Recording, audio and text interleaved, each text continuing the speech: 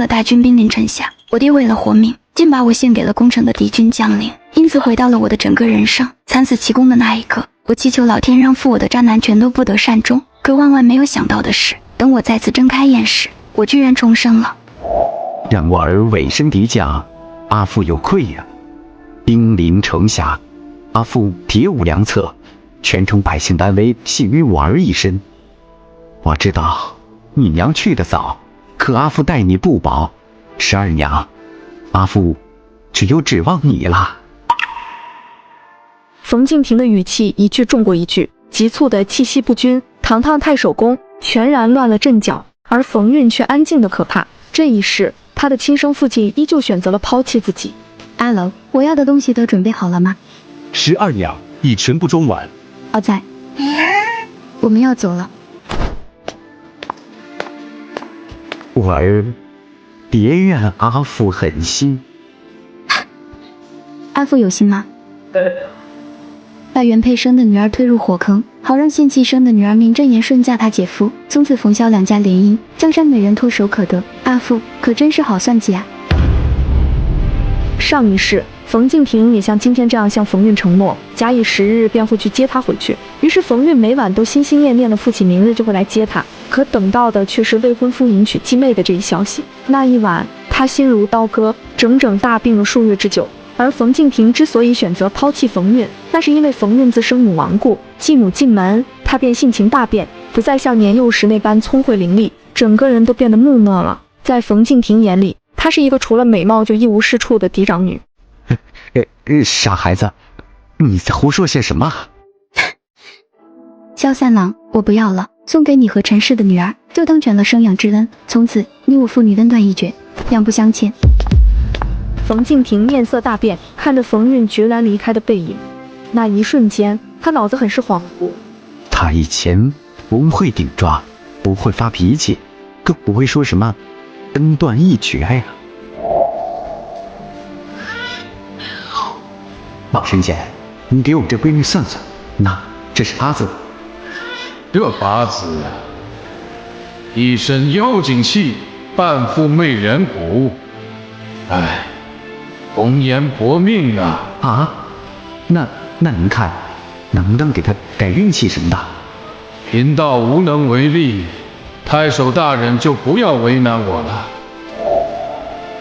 想到这里，冯敬亭紧皱眉头，心中越发坚定了自己的选择没有错。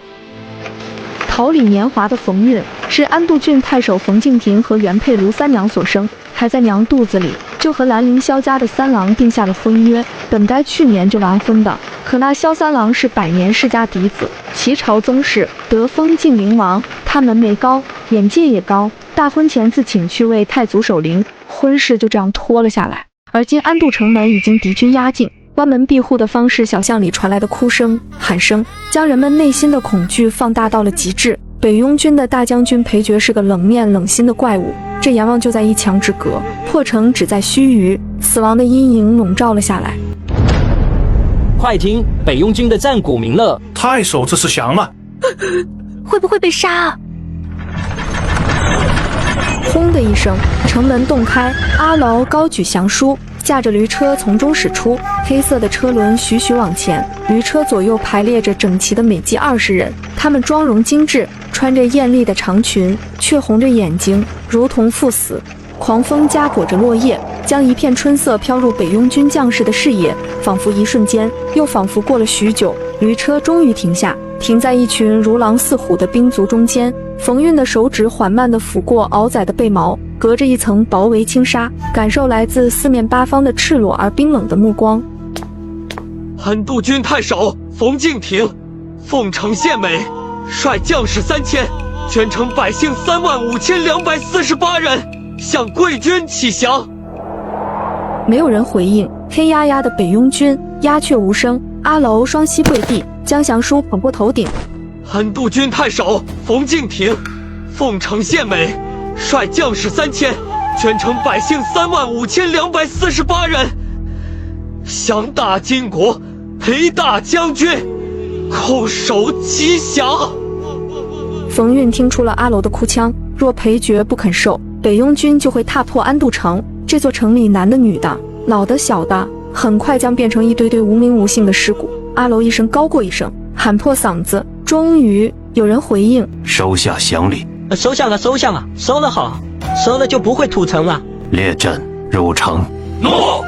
一时间，鼓声雷动，万马齐鸣。从前不是没有人献美乞降，而是裴爵不肯受，烧杀劫掠屠戮，那才是裴爵。80里外的万宁城尸横遍野，守将全家老小的尸体就挂在城楼上，那才是杀人如麻的裴大将军。将士们好奇地望向小驴车里的战利品，想象着冯氏二娘会是怎样的人间角色，竟让大将军破了例。世家大族的女郎，娇娇美艳，以前他们连衣角都碰不到，如今却成了阶下囚，这让浴血奋战的北雍军儿郎燥得毛孔奋张，血液沸腾。12娘可好？我很好，阿罗莫要担心。12娘在笑什么呀？没什么。凤贝泽做了裴大将军3年的宠姬，举过南境的靖连王，跟过北齐的大将军，也嫁过新朝皇帝，遇到过高岭之花，喜欢过斯文败类，碰到过衣冠禽兽，还真的应验了算命的说的那句红颜祸水。如今人生重来，覆水可收，我也该庆祝一下了。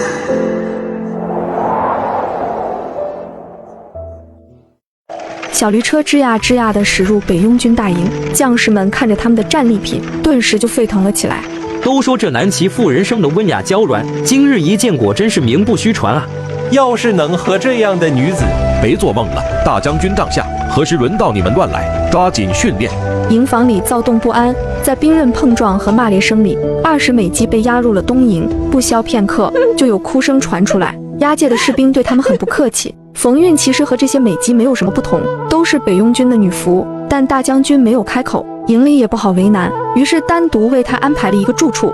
记好了，未经准许，不可出入营帐，否则有什么闪失，你自行了断吧。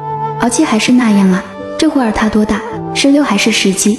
当初他极度崇拜裴爵，又极度厌恶我，没少给我找麻烦呐，我得先摆平他。小将军，我有一事相求。我叫敖七，是大将军帐前侍卫，唤我名字就好，别将军的叫。这个叫敖七的，他不仅是帐前侍卫，私底下还有个只有高级将校知道的身份，裴爵的外甥。冯韵不愿与这个脾气火爆的小霸王为敌，他微微弯腰做了个揖礼。小女子初到贵军营地，甚为不安。大将军没有回来以前，烦请劳师维护我周全。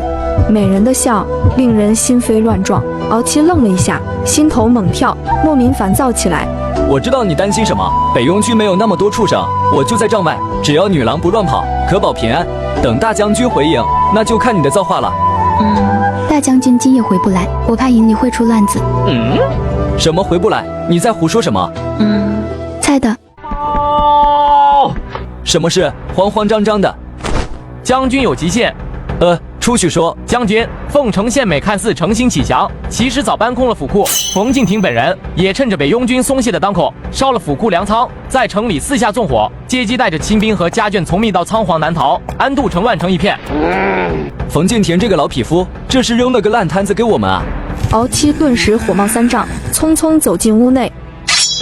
好歹毒的心肠！你们这样愚弄大将军，就不怕将军一怒之下拿安度城3万百姓的性命祭旗吗？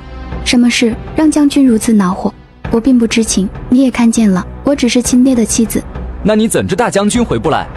往外面看，暴雨将至，安度护城河的吊桥不堪水患，一旦风怒雨助，洪水滔天，我想大将军必会困于城中。这外面还有霞光呢，哪来的暴雨？燕子崖有关隘据守，腹中地势高，且平坦向阳，处处一看是个安营扎寨的好地方。但是小将军，这场暴雨将史无前例，燕子崖四面环山，一旦塌方坠时，水患来袭，贵军恐怕无法及时撤营，会酿成大患。说的像真的一样，你知道谎报军情的严重性吗？是与不是，到了晚上便知。你去把秦大金叫来。是。敖将军，你找我？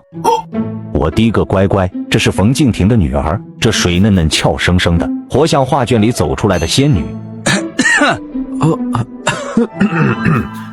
小女子，你懂什么天象？小暑交节，伏旱天气，安度3年无雨。我告诉你啊，你不要扰乱军心，听到没？说完，秦大金看向冯韵停放在帐外的小驴车，开口道：女郎，这车上是何物啊？嫁妆。嫁妆？哼，嫁妆，一个败将所献的女服，哪里来的脸敢称个嫁字？秦大金哼一声，朝驴车走了过去。这些日子北雍军行进很快，兵多粮少，物资补给十分困难。秦大金看到满车的食物，眼睛都亮了。入夜，果然下起雨来，雨声湍急，顷刻间将天穹泼得黑不见光。秦大金这才紧张起来，幸好有冯韵的示警，不等暴雨起势，他便鸣锣打鼓，催促将士撤营，护好物资。然而这场雨还是为北雍军带来了超乎寻常的麻烦。将军，粮草来不及转移了，怎么办？将军，全被埋在叶子崖了。能怎么办？只能放弃了。损失多少？少了20士兵，牛羊数十头，尤其是刚从万宁城移来的粮草，损失惨重啊！冯氏傍晚的时候还在说会有暴雨，大将军回不来，难不成他真有先知的能力？暴雨摧残后，大地上落叶残枝，山体滑落，一片凄凉景象。营兵饿着肚子在搬运湿透的粮草，清理物资，重新扎营。没有人顾得上那些貌美如花的敌国女仆，而冯韵却寻了地方做起了饭。一旁的敖七看着煮好的鸡蛋，馋得直流口水。就在他问冯韵讨要的时候，山林间的马蹄声离他们越来越近。是大将军，大将军凯旋了。短暂的一瞬，冯韵的脑子里仿佛有千百个画面回转。他想到与裴爵纠缠的3年，等他回过神来，裴爵已经走到了他的眼前。将军，这就是冯氏二娘，她昨天傍晚预测晚上会天降暴雨，结果真的下起了暴雨。敖七，这个是怎么回事？裴爵突然抬起剑鞘，指向小驴车旁的炊具，眉头锁得很紧。众人恍然大悟，原来大将军停下脚步，不是贪看美色，而是看到有人违反军规。敖七也说不清自己是被什么蛊惑了，居然同意冯家女郎自己使用炊具开小灶。闻声，他赶紧抱拳一礼：大将军容禀，属下明白，北雍军从上到下从不开私灶，但这是冯家女郎自己从安都城带来的粮食，营里闹水患，她是井有功，属下便由着她煮些吃食，是属下之过，与他人无关。为何带米粮入营？听说贵军旧时御敌，常以人肉为粮，我怕我吃不惯人肉。切，胡说什么呀！哈哈，这冯氏女还有点幽默啊！一并收押。冷冰冰几个字说完，在众将士错愕的目光里，裴大将军头也不回地往中军帐而去。紧接着，中军帐里传来秦大金的痛嚎声：非战损兵，粮草尽毁，那是杀头的大罪。众人替秦大金捏了一把汗，也为冯家那个小娇娘捏一把汗。大将军将那冯氏女和那些美姬一并收押，看来是没有笑那美色的意思了。再加上冯敬亭的所作所为，只怕是处境堪忧了。大将军真是暴殄天物，不是有误。